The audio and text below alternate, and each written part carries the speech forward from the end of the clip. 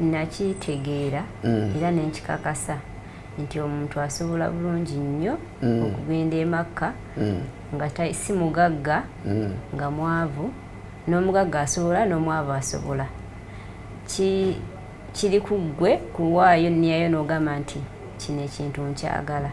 Kasita okyogera nti nkyagala ne Allah n'omulaga nti okyagala, Allah akuteerawo amakubo onayo gobadde tosuubira nti gasobola okuvaamu ssente. Ekyokubiri, olwedde amakubo olumu gabaawo naye nga ggwe tonnaba kugula maaso go, tonnaba kulaga Allah nti nno oyagala.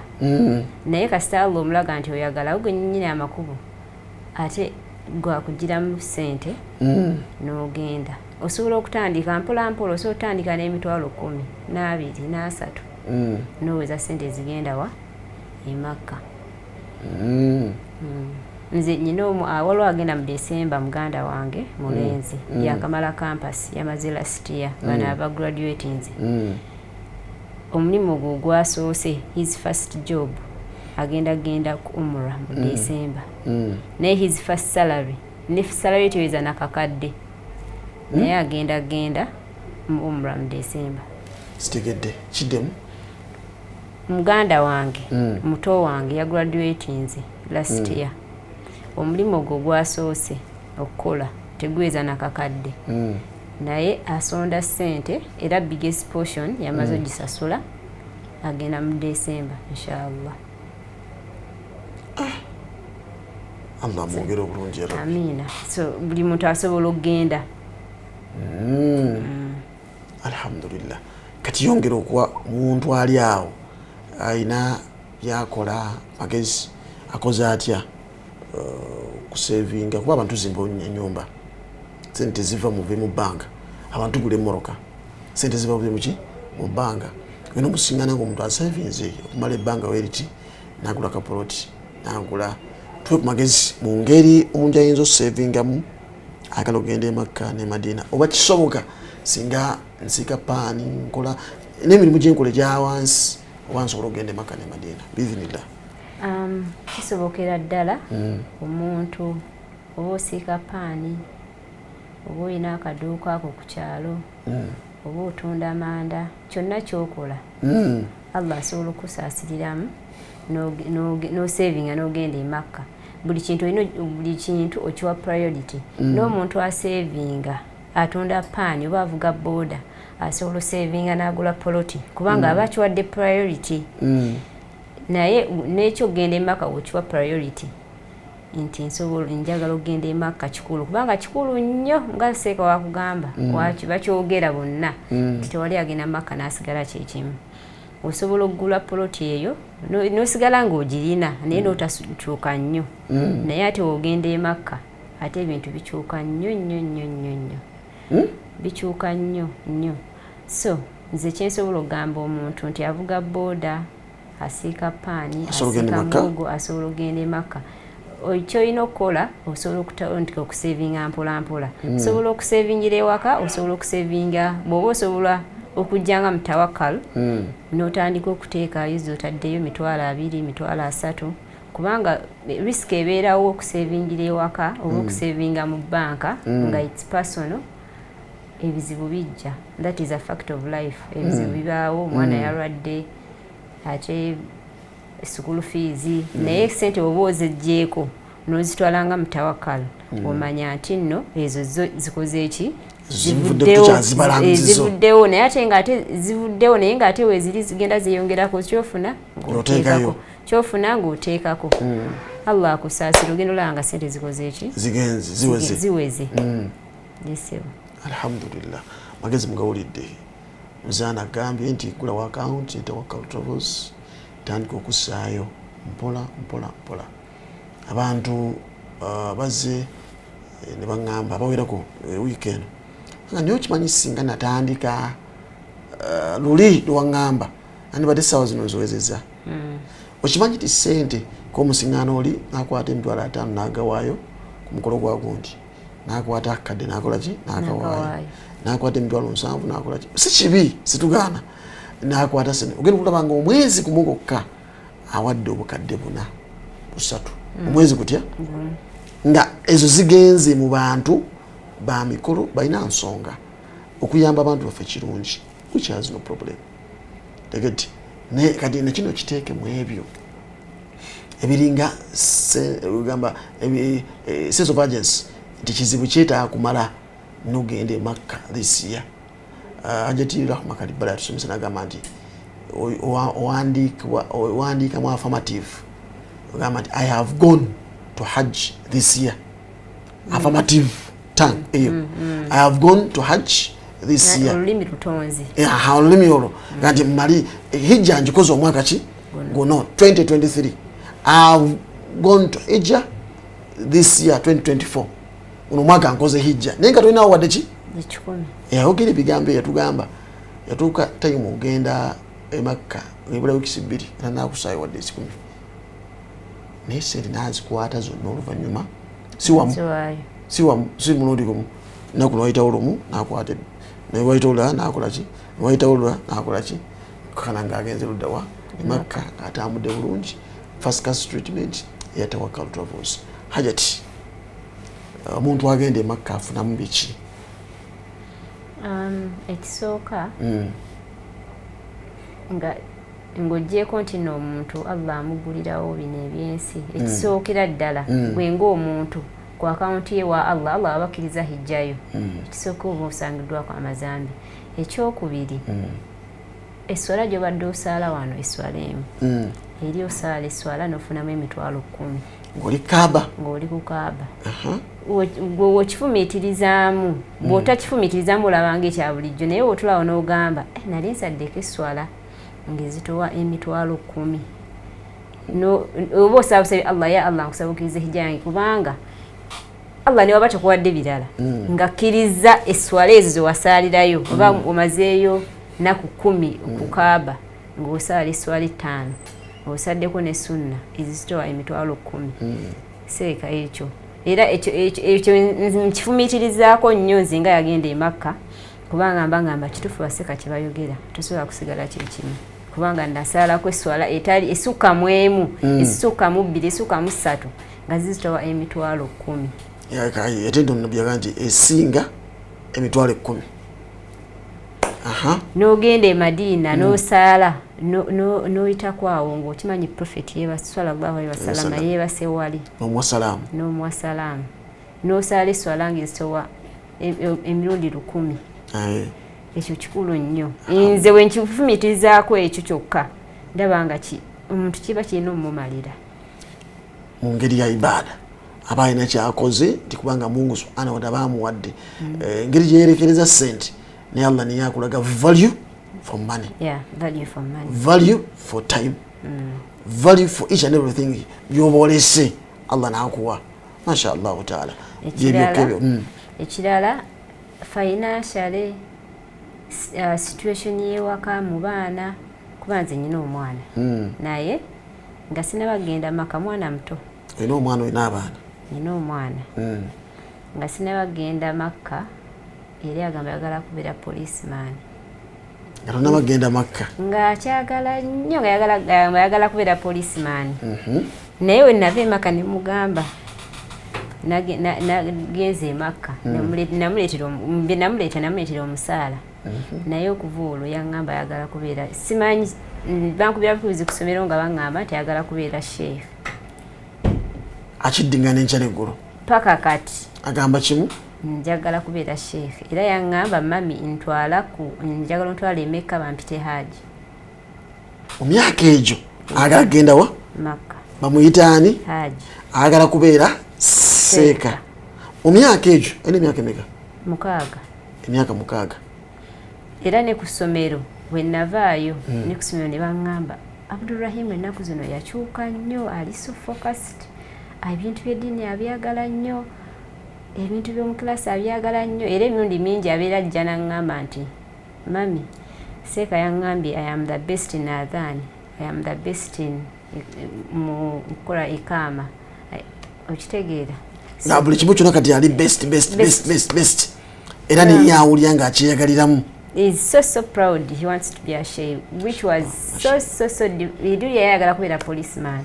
buli kaseera yakwata mundu nga ne wamusanga wa poliisi halo beera musanyufu naye kati takyakiriko edduwa zosaba kaaba ate nga mwana muto ola Allah kikulaga nga na mwana akyalina muto akaliba akendo okalabira ku mukonda kugamba ayagala omwana we ayagala family ye ayagala baana bokukyukamu kyona kyoyagalira kugenda ku kaaba n'okola ki seeka bingi nebisobola kwogera nebikyuse mu bulamu bwange ne mu bantu abanneetoolodde tosobola bisa ku mpewo alhamdulillah allah akujaza khaira waliwo omukyalo omuyazze nangamba nti ye kimutwala e Makka kimutwala wa kimutwala e Makka ayina muganda we yalina omwana nga mulwadde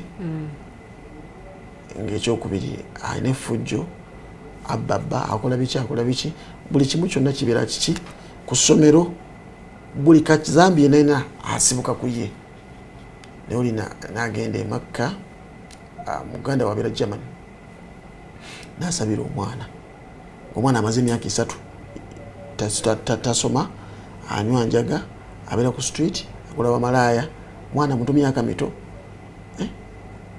naye nga byaliko byebyo obulamu bwayingiddemu obwo agenda e Makka n'amusabira wayita emyezi egi andi okwagala okuddayo okusoma andi okukyuka n'ava ku menge ku njaga n'ebisigadde ebyo n'agala okudda ewaka street agivuddeko finally omusa mu test n'omujja wali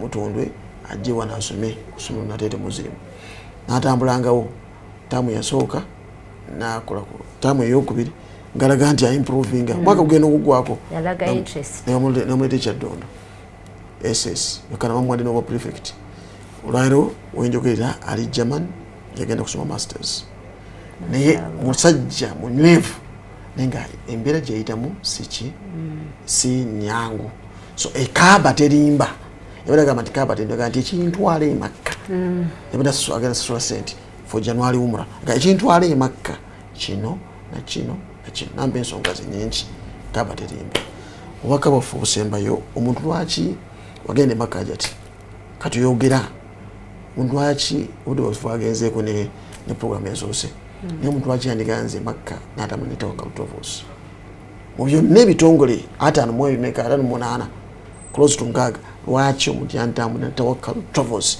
naddala ku hijja yes seeka nze natambula ne Tawakkal Travels when natuukayo e Makka omanyi bagamba tanayitaayita yatenda nyina okufumba tanayitaayita atona nnyo okufumba kati wano oba babasomesa bakolaki tomanya ddala bantu bano kyebagenda kuwa naye kubanga basomesa nabo basobola okugamba naffe tusomesa biki naye omala kutuuka Makka nosooka omanya nti nno kituufu ekitongole kyenagenda nakyo kituufu ate kyankizo ku birala nagenda e Makka abantu tebamanyi byebakola olaba abantu nga tebamanyi byebakola nga mmwe abatawakkal nga babasomesa busomesa naye nga muyinza okugamba baana mwe muli baseeka mwabagayidinga abantu abalala twetolulanga kaaba nga tusomeddwa ze batuyigiriza mu classes za Tawakkal nga abantu babagoberera abakoleya abazungu bamiinisa eddwa zemukolaki zemusoma kubanga bo tebamanyi kyakusoma tebamanyi nti bwetuuka nti tulina kusoma kino tebamanyi nti bwetuuka nti tulina kukola kino naye byonna obiyiga mu Tawakkal. Ekyokubiri zino testimony nzifunye ku bantu abagenze e Makka omwaka gwe nagendamu e Makka kuba nyina bakwano bange abagenda ne baganda bange aba family naye omu yaŋŋamba nti nagenda e Makka baseeka batusuulirawo Madiina babasuulirawo Madiina kuba family members abatayita mu Tawakkal abatayita mu Tawakkal nti seeka yababulirako Madiina ngwatusase yarabbe tuleme kubeera wetyo nga tebamanyi kiddako tebamanyi baddewa tebamanyi tibalina kukola tebamanyi naye nga seeka yabagambye ngenda batwala ngenda bakozesa emikolo e Madiina we yabatuusa ne bagenda ebeewaka tebaddamu kumulaba Allah walillahi alhamdu. Omulala n'aŋŋamba muvubuka ye yaŋŋamba twabonaabona twatambula baatusuza wala. Omuvubuka yaŋŋamba nti enjala yatulumira ku Kaaba kubanga bava wala tebasobola kugenda ne bakomawo ne basala ne baddayo ne bakomawo ng'ate ffe abayitira mu tawakkalu we twali kuba twasula kumpi ne Kaaba ogenda n'osala dhuhuri yo n'okomawo n'olya langi n'ogenda n'osala dhuha yo n'okomawo n'ogenda kati abalala enjala yabaluma. Kugamba testimonies ez'abantu abagenda ku mwaka gwange obunagatuuka nga tagenda kudda Makkah olw'embeera gye yabuyisibwamu. Omulala n'aŋŋamba muntu mukulu yaŋŋamba nze sisobola kudda Makkah nali nfiiridde e Makkah. Enjala yannuma baseeka tetubalaba tetumanyi gye tudda ne tubula. Oyo yaŋŋamba n'akikakasa emirundi n'agamba sisobola kudda Makkah. Olw'embeera gye yakola ki? Naye ng'ate eddoboozi yasaba Allah azaanukula. Embeera gye yayisibwamu of course yakyuka nnyo. N'omukyala cousin sister wange mukyala mukulu yagenda e Makkah 5 years back naye yaŋŋamba tasobola kudda Makkah. Naye ng'ekiboogeza ebyo embeera gye baba bayiseemu n'ekitongole kye bakola ki? Kye batambudde nakyo. Naye nze okuva we nava e Makkah nali njagala okugenda e Makkah nga sinaba kugenda naye kati ate njagala nnyo. Oyagala okuddayo? Okwagala kwe nnyina kusinga ne kwe nayina nga sinaba kugenda. Naye ng'ekyo kyemmanyi nti Allah yayisiza mu tawakkalu kubanga baatuyisa bulungi, twasula bulungi, twalya bulungi, tetwafunawo situation ekutuuka kutamya kifo etuuka kutamya kintu tetwagifuna ku situation eyo etyo. Yesebo. Alhamdulillah. So advising abantu tebaba banoonya batambulira luddawa? Tugende ne Tawakal Travels. Yogera kusomesa kwa Tawakal. One of the best lessons I've ever got in life is lessons za Tawakal eza hijja. One of the best lessons tusoma darasa, tusoma ebya class, tusoma ebintu byonna, but one of the best lessons I've ever got in life is that Tawakal Travels eza hijja. They were the best. In fact, nesunga ngeze ennaku ezo zetulina okusomeramu ebya hijja ne batawakal. Ng'era olwo olunaku tewali kisobola kuŋŋamba nti nno eno program weeri. Ezo zo nga zonna zimyusa nyina ogenda mu lessons kubanga ekisooka obeera mu lessons ezo oba tonatuuka Makka naye oba olaba ofuna imagine ofuna ekifaananyi ng'olinga olwedde akoze eki atuuse e Makka already. Olw'ebisomesebwa bakusomesa hijja in depth, in detail byobadde tomanyi kubanze okwola lessons ezo nayiga ebintu binali sisomangako. Ntera okusoma darasa naye bansomesa ebintu binali sisomangako obulamu bwange bwonna. Alhamdulillah. Hijja tawakkale tutunuulira nti obusiraamu bwo bweyongeddeko bikoma moto yaffe egamba nti a journey that adds quality to life spiritually, economically, whatever, then knowledge joyina kikyoyongeddeko. Hajjati akuwadde confession nagamba nti ye ebintu ebimu byakafuna mu nsi mu nebisinga lesson ezo. The best lesson she has ever gotten zezo. So Allah musasira mu bulungi era yazeesunganga ng'ambaga atayagala kukola ki kumeesinga. Tukwasa omuntu Mutawakkal Travels tukwasiza yenna provided nti agenda kukkiriza okusoma. Tetwagala nnyo bantu batakkiriza kusoma. Nabagamba nti saagala twala muntu kunneekwasa musamusomesa samuteekateeka. Saagala twala muntu otagala tukwase muntu kanti fete batusomesa ntusomesa nedda. Abatali ready kusoma tomutuwa. Ali ready okusoma mu mbeera yonna n'abali e Bulaaya tubasomesa online. So ali ready to join the lessons. Oyo nno tumulinze biidhini jalla wa ala. Atali ready oitajja mu Tawakkal agende eyo jana complainingira. Atali ready yenna kusoma kyagenda kukola.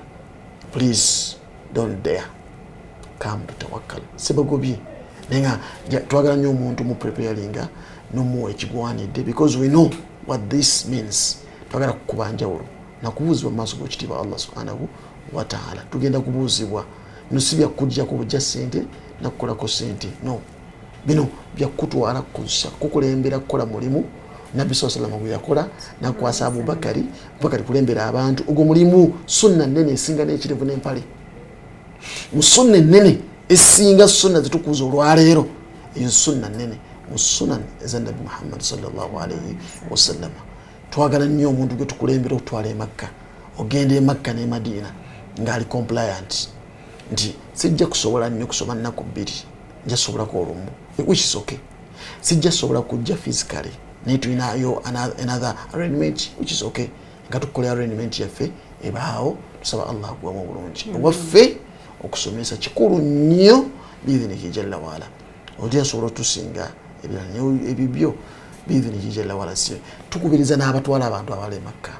please add value to these people mubasomese baleme kubabuuza mikwano gyaffe abalungi bwe tukola omulimu guno gwe gumu add value to these people bagende nga talaba nti yakubiddwa ki yakubiddwa enjawulo like testimonies omuzagamba kati saawa zino kyoli agamba atusuulawo let us honor tegete nga tubatubogereza wano batwale Makkah tukole omulimu omulungi inshallah taala but with the tawakkal tuganje tukusuubiza biidhinihi jalla waala kiri musobozi waffe tukikuwa inshallah ate lessons ezo when the like what I realize what I got from the lessons I think nti tebemusomesa tufunamu nnyo okusinga mmwe abasomesa tutya tufunamu nnyo kubanga golede ekintu oba okimanyi naye kati ate okisomesa nze abadde takiinaako wadde okumanya ate n'okimusomesa mutusomesa mu ngeri nti n'omukadde atasomangako ddiini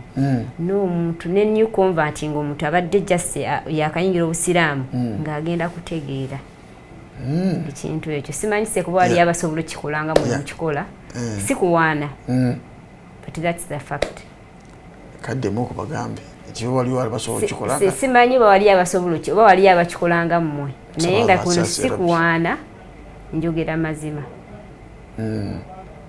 musomesa abantu ekintu ne bakitegeera alhamdulillah nsaba Allah kibawemu obulungi amina rabbi bawa amagezi abalina abantu baabwe abaagala okugenda e Makkah ne Madina tegedde omwaka ogujja 2024 tuwa amagezi kubanga tulina road map tulina okuwaayo sente obudde bukyali okiriyalinga sente visa esembayo gye fuluma nga 29 kati bawa amagezi obutagwa mu buzibu buki buli number 1 okutufuna ekitongole ekigwanidde ekisaanidde ekyokubiri okutuukiriza emisoso egyo ngaki byonna bitugambe nsaba bawa amagezi kusinzira experience gyewakola ki gyewayitamu yourself nzike nkowoola abatulaba n'abasiraamu bonna naawe bonna abalina ekirowoozo ky'okugenda e Makkah 2024 mujje mu Tawakkal Travels kubanga it's the best kyekitongole ekikyasinze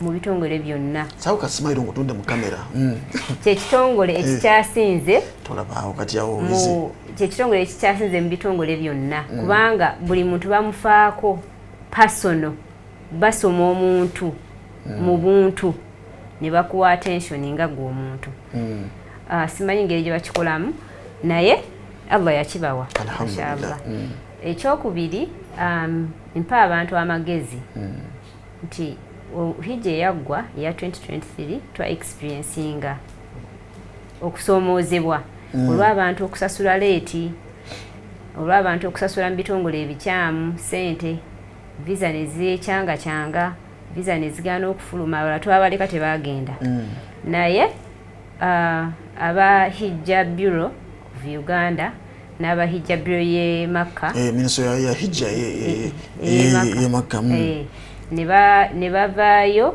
n'enteekateeka basobole okukendeeza ku buzibu obwo obw'okuleka abantu okubeera ku bunkenke ku last moment ne bateekawo road map nti hijja okufaananako na hijja ezibadde ez'emabega nti this time abantu balina okusasula nga bukyali balina okusasula by March 1st bagenda kuba bafulumya visas ezisooka bagenda okugenda mu hijja nga 29 ogwokuna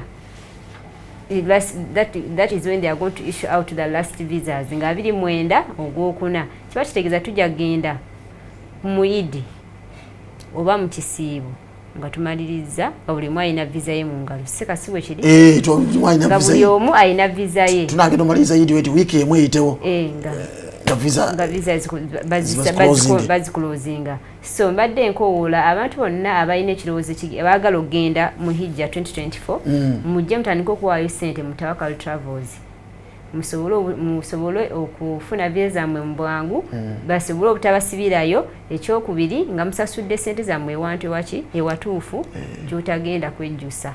Office ziruddawa ziri ku Magoba Arcade kumpi n'omuzikiti gwa Magoba Arcade awo era otuuka ku Magoba Arcade babuuzabuuza omuzikiti guli wawo otuuka ku muzikiti oba otuse ku Tawakkal Travels. Watambula n'abantu abalina obulemu Tawakkal bayise etya? Seeka nga bwe nakyogedde nti buli muntu bamuwa attention okusinziira ku mbeerayo buli muntu bamufaako lulwe alina obulemu bamufaako omuto bamufaako omukulu bamufaako so tojja kwejjusa. Ekyokubiri omuntu asobola okulaba wano ng'oyogera ku Tawakkal olw'okuba gye wagenda nayo n'alowooza nti oba ogiwaana bwanyi oba ogikolera mu maketi oba bannaye omuntu bakyogera batya nti akubagulizaako waliwo eseeyi nti omuntu akugamba oba akugambye akukoowolewa eyo kintu ekintu teyeetaaga kwogera nnyo bigambo bingi. Nze bagamba it's a personal experience. Tawakkal Travels be basinga tojja kwejjusa bakuwa ekyenjawulo kyogera ne kasimayiro ekyo bakuwa ekyenjawulo. Alhamdulillah yajja Alayisa tumira botumire tugende tumalirize. Ntumira famire yange ntumira maama wange omulungi ntumira baganda bange n'abaana bange. Alhamdulillah tuyanze ge Hajjati Alayisa namutaawe okuva mu kitongole kya Tawakkal Travels mashallah taala. Message atuwadde nkulu biri touching ate nga bikulu. Jazakallahu khairan tusiimye saba Allah akuze Makkah ne Madina. Allahumma amin. Teka Allah agikolere aludde Makkah okumi watu tuwe mashallah taala first hand saba Allah kirize ya Rabbi.